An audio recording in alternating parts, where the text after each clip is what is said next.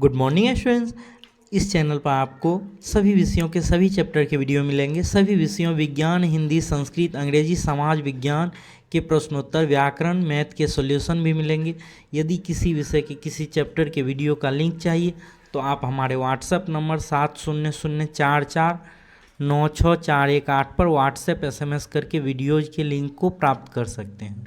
आज हम लोग क्लास 10 के हिंदी विषय के अध्याय 7 परंपरा के मूल्यांकन निबंध के सभी पॉइंट को समझेंगे। तो पहले हम लोग लेखक रामविलास शर्मा के बारे में जान लेते हैं।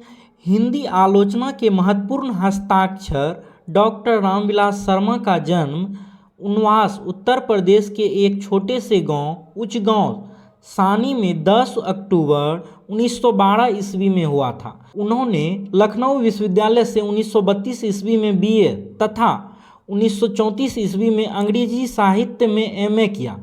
MA करने के बाद 1938 ईस्वी तक शोध कार्य में व्यस्त रहे। 1938 से 1943 ईस्वी तक उन्होंने लखनऊ विश्वविद्यालय के अंग्रेजी विभाग में अध्यापन कार्य किया। उसके बाद वे आगरा के बलवंत राजपूत कॉलेज चले आए और 1971 ईस्वी तक अध्यापन कार्य करते रहे। बाद में आगरा विश्वविद्यालय के कुलपति के अनुरोध पर वे KS हिंदी संस्थान के निदेशक बने और यहीं से 1974 ईस्वी में सेवानिवृत्त हुए। 1949 से 1953 ईस्वी तक रामविलास जी भारतीय प्रगतिशील लेखक संघ के महामंत्री भी रहे। उनका निधन 30 मई 2000 ईस्वी को दिल्ली में हुआ।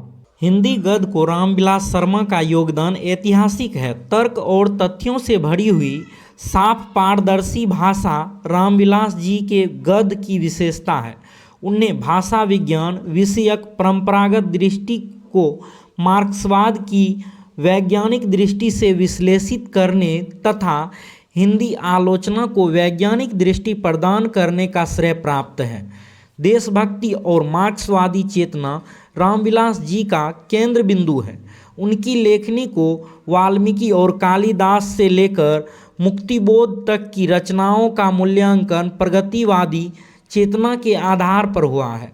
उन्हें न केवल प्रगति विरोधी हिंदी आलोचना की कला एवं साहित्य विषयक भ्रांतियों के निवारण का श्रेय है, बल्कि स्वयं प्रगतिवादी आलोचना द्वारा उत्पन्न अंतर्विरोधों के उन्मूलन का गौरव भी प्राप्त है।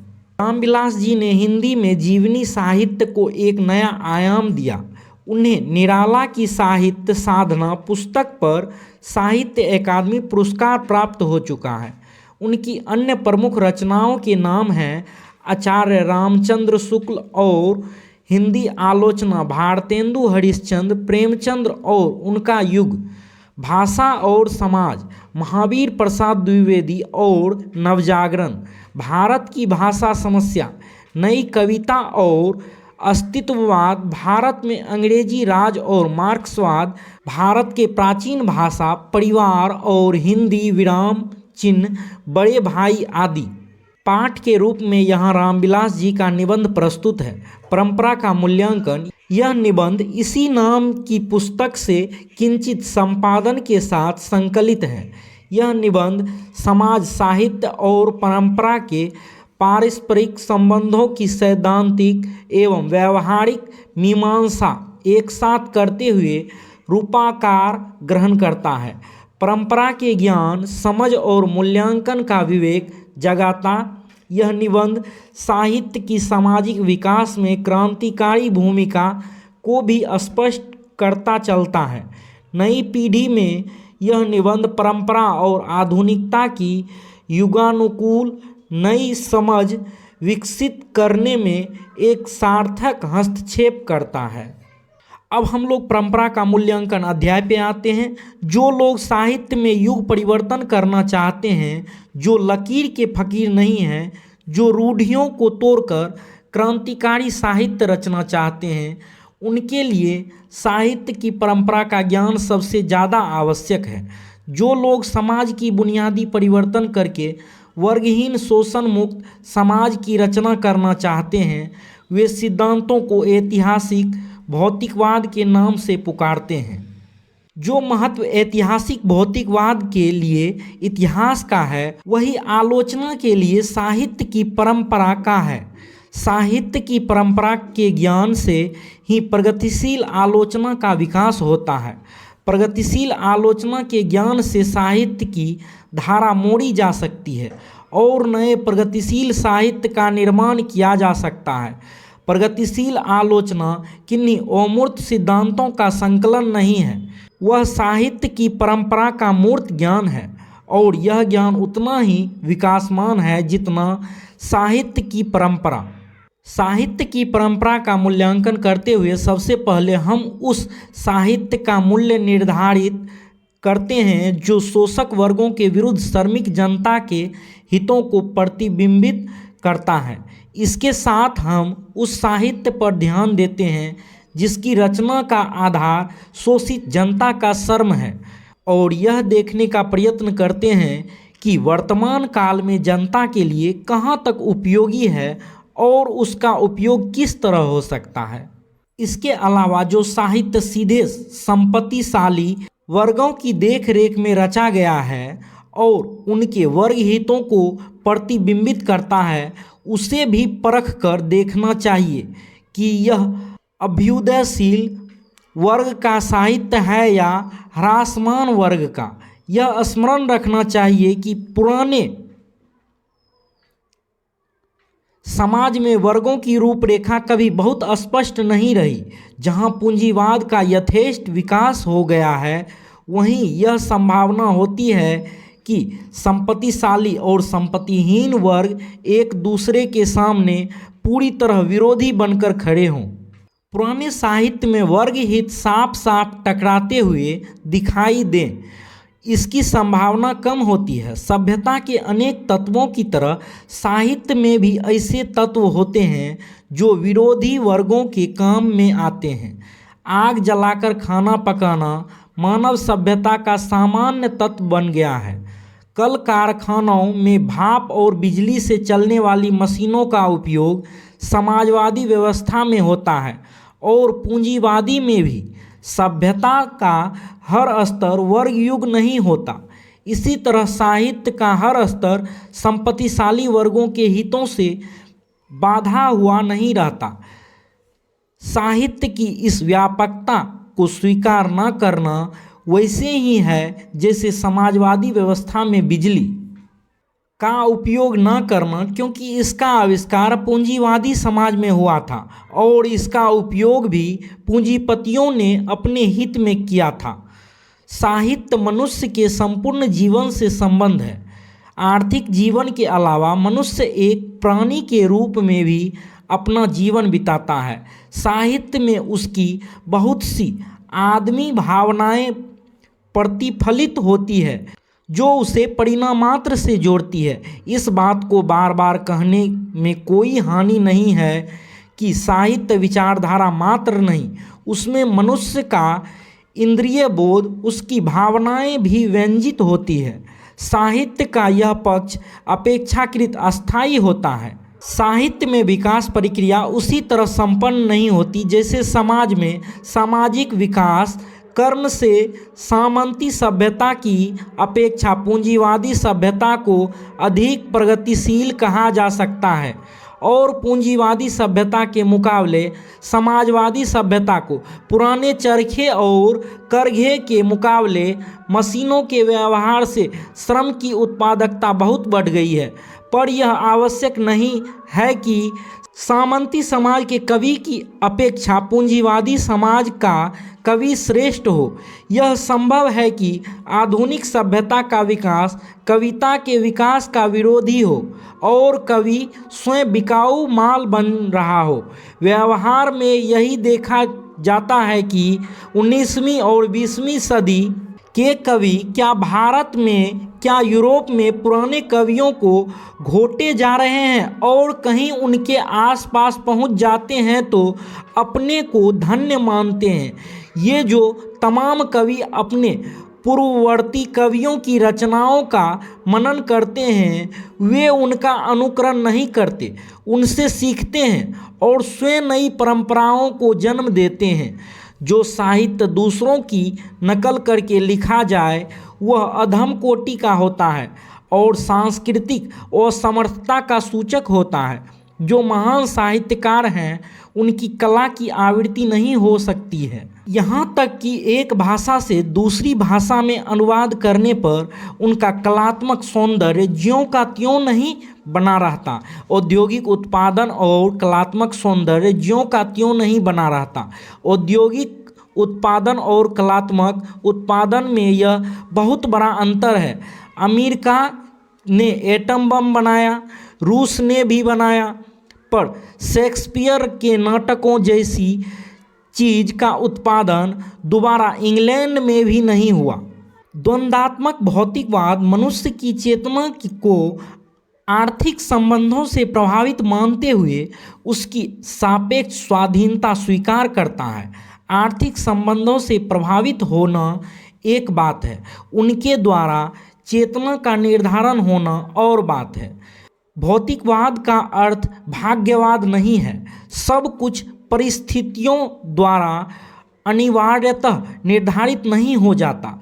यदि मनुष्य परिस्थितियों का नियामक नहीं है तो परिस्थितियां भी मनुष्य का नियामक नहीं है। दोनों का संबंध द्वंद्वात्मक है। यही कारण है कि साहित्य सापेक्ष रूप में स्वाधीन होता है।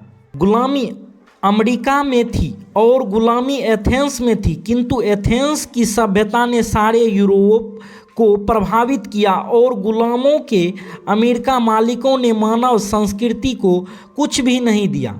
सामंतवाद दुनिया भर में कायम रहा, पर इस सामंती दुनिया में महान कविता के दो ही केंद्र थे, भारत और ईरान। पूंजीवादी विकास यूरोप के तमाम देशों में हुआ, पर रैफेल, लियोनार्दो दा विंची और माइकल एंजेलो इटली की देन है। यहाँ हम एक और यह देखते हैं कि विशेष सामाजिक परिस्थितियों में कला का विकास संभव होता है। दूसरी ओर हम यह भी देखते हैं कि समान सामाजिक परिस्थितियां होने पर भी कला का समान विकास नहीं होता। यहाँ हम असाधारण प्रगतिशाली मनुष्यों की अद्वितीय भूमिका को भी देखते हैं। साहित्य के निर्माण में प्रगतिशाली मनुष्यों की भूमिका निर्णायक है। इसका यह अर्थ नहीं कि ये मनुष्य जो करते हैं वह सब अच्छा ही होता है या उनके श्रेष्ठ कृतित्व में दोष नहीं होते। कला का पूर्णतः निर्दोष होना भी एक दोष है। ऐसी कला निर्जीव होती है। इसलिए प्रगतिशाली मनुष्यों की अद्वितीय उपलब्धियों के बाद कुछ नया और उल्लेखनीय करने की गुंजाइश बनी रहती है। आजकल व्यक्ति पूजा की काफ़ी निंदा की जाती है, किंतु जो लोग सबसे ज़्यादा व्यक्ति पूजा की निंदा करते हैं, सबसे ज़्यादा व्यक्ति पूजा का प्रचार भी करते हैं। यदि कोई भी साहित्यकार आलोचना से परे नहीं है तो राजनीतिज्ञ यह दावा और भी नहीं कर सकते, इसलिए कि साहित्य के मूल राजनीति मूल्यों की अपेक्षा अधिक अस्थायी है। अंग्रेज कवि टेनिसन ने लैटिन कवि वर्जिल पर एक बड़ी अच्छी कविता लिखी थी। इसमें उन्होंने कहा है कि रोमन साम्राज्य का वैभव समाप्त हो गया, पर वर्जिल के काव्य सागर की ध्वनि तरंगे हमें आज भी सुनाई देती है और हृदय को आनंद विह्वल कर देती है। कह सकते हैं कि जब ब्रिटिश साम्राज्य का कोई नाम लेवा और पानी देवा न रह जाएगा, तब शेक्सपियर, मिल्टन और शैली विश्व संस्कृति के आकाश में वैसे ही जगमगाते नजर आएंगे जैसे पहले, और उनका प्रकाश पहले की अपेक्षा करोड़ों नई आंखें देखेगी। साहित्य के विकास में प्रगतिशाली मनुष्यों की तरह जन समुदायों और जातियों की विशेष भूमिका होती है। इसे कौन नहीं जानता कि यूरोप के सांस्कृतिक विकास में जो भूमिका प्राचीन यूनानियों की है वह अन्य किसी जाति की नहीं है। जन समुदाय जब एक व्यवस्था से दूसरी व्यवस्था में प्रवेश करते हैं तब उनकी अस्मिता नष्ट हो जाती। प्राचीन यूनान अनेक गण समाजों में बटा हुआ था। आधुनिक यूनान एक राष्ट्र है। यह आधुनिक यूनान अपनी प्राचीन संस्कृति से अपनी एकात्मकता स्वीकार करता है या नहीं। 19वीं सदी में शैली और बायरन ने अपनी स्वाधीनता के लिए लड़ने वाले यूनानियों को ऐसी एकात्मकता पहचानवाने में बड़ा परिश्रम किया। भारतीय स्वाधीनता आंदोलन के दौरान इस देश ने इस तरह अपनी एकात्मकता पहचानी। इतिहास का प्रवाह ही ऐसा है कि विच्छिन्न है और अवच्छिन्न भी। मानव समाज बदलता है और अपनी पुरानी अस्मिता कायम रखता है। जो तत्व मानव समुदायों को एक जाति के रूप में संगठित करते हैं, उनमें इतिहास और सांस्कृतिक परंपरा के आधार पर निर्मित यह अस्मिता का ज्ञान अत्यंत महत्वपूर्ण है। बंगाल विभाजित हुआ और है, किंतु जब तक पूर्वी और पश्चिमी बंगाल के लोगों को अपनी साहित्यिक परंपरा का ज्ञान रहेगा, तब तक बंगाली जाति सांस्कृतिक रूप से अविभाजित रहेगी। विभाजित बंगाल से विभाजित पंजाब की तुलना कीजिए तो ज्ञात हो जाएगा कि साहित्य की परंपरा का ज्ञान कहाँ ज़्यादा है, कहाँ कम है, और इस न्यूनाधिक ज्ञान के सामाजिक परिणाम क्या होते हैं। एक भाषा बोलने वाली जाति की तरह अनेक भाषाएं बोलने वाले राष्ट्र की भी अस्मिता होती है।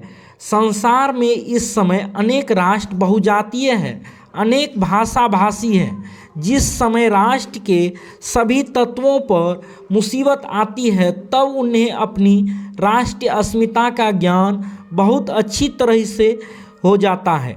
जिस समय हिटलर ने सोवियत संघ पर आक्रमण किया, उस समय यह राष्ट्रीय अस्मिता जनता के स्वाधीनता संग्राम की सामर्थ्य प्रेरक शक्ति बनी। सोवियत संघ के लोग हिटलर विरोधी संग्राम को उचित ही महान राष्ट्रीय अथवा देशभक्तिपूर्ण संग्राम कहते हैं। इस युद्ध के दौरान खास तौर से रूसी जाति ने बार बार अपनी साहित्य परंपरा का स्मरण किया। सोवियत समाज जारशाही रूस के समाज से भिन्न है। समाज व्यवस्था के विचार से इतिहास का प्रवाह विच्छिन्न है। जातीय अस्मिता की दृष्टि से यह प्रवाह अवच्छिन्न है। जारशाही रूस के तोल्स्टॉय सोवियत समाज में पढ़े जाने वाले लोकप्रिय साहित्यकार हैं और रूसी जाति की अस्मिता को सुदृढ़ और पुष्ट करने वाले महान साहित्यकार हैं। समाजवादी व्यवस्था कायम होने पर जातीय अस्मिता खंडित नहीं होती वरन और पुष्ट होती है। इसके साथ सोवियत संघ में बहुजातीय राष्ट्रीयता का पुनर्जन्म हुआ है और यह राष्ट्रीय अब एक सामाजिक शक्ति है, जैसी वह 1917 से पहले नहीं थी। जारशाही रूस में बहुत सी जातियां पराधीन बनकर रखी गई थी। उन सब पर रूसी जाति के सामंत और पूंजीपति शासन करते थे। जैसे और बहुत से साम्राज्य होते हैं, वैसे ही यह भी एक साम्राज्य था। 1917 की क्रांति के बाद रूसी और गैर रूसी जातियों के आपसी संबंधों में बहुत बड़ा परिवर्तन हुआ। बहुत सी जातियां सोवियत संघ में शामिल न हुई, अलग हो गई। कुछ विलंब से दूसरे महायुद्ध से कुछ ही पहले अन्य जातियां उसमें शामिल हुई। सोवियत संघ की आज जितनी जातियां शामिल हैं, उनका वैसा मिला जुला राष्ट्रीय इतिहास नहीं है जैसा भारत की जातियों का है। राष्ट्र के गठन में इतिहास का अवच्छिन्न प्रवाह बहुत ही बड़ी निर्धारक शक्ति है। यूरोप के लोग यूरोपियन संस्कृति की बात करते हैं, पर यूरोप कभी राष्ट्र नहीं बना और अब तो पूर्वी यूरोप और पश्चिमी यूरोप दो यूरोपों का अलग अलग आम बात है। संसार का कोई भी देश बहुजातीय राष्ट्र की हैसियत से इतिहास को ध्यान में रखें तो भारत का मुकाबला नहीं कर सकता। यहाँ राष्ट्रीयता एक जाति द्वारा दूसरी जातियों पर राजनीतिक प्रभुत्व कायम करके स्थापित नहीं हुई। वह मुख्यतः संस्कृति और इतिहास की देन है। इस संस्कृति के निर्माण में इस देश के कवियों का सर्वोच्च स्थान है। इस देश की संस्कृति से रामायण और महाभारत को अलग कर दें तो भारतीय साहित्य की आंतरिक एकता टूट जाएगी।